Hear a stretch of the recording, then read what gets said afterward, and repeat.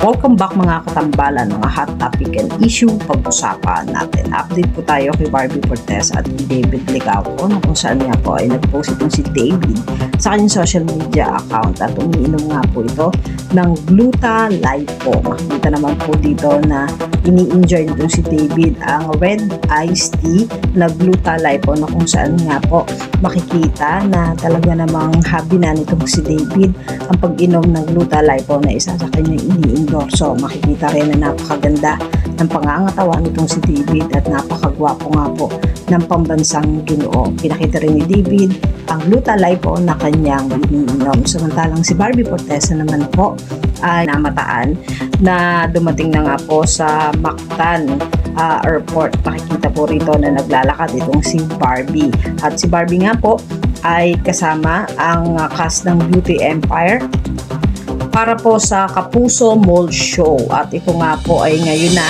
August 30, mamaya pong 4 PM sa Robinson's Galleria, Cebu. At kasama nga po nitong si Barbie, si Sam Concepcion at iba pang cast ng Beauty Empire. Mamaya na po yung 4 PM.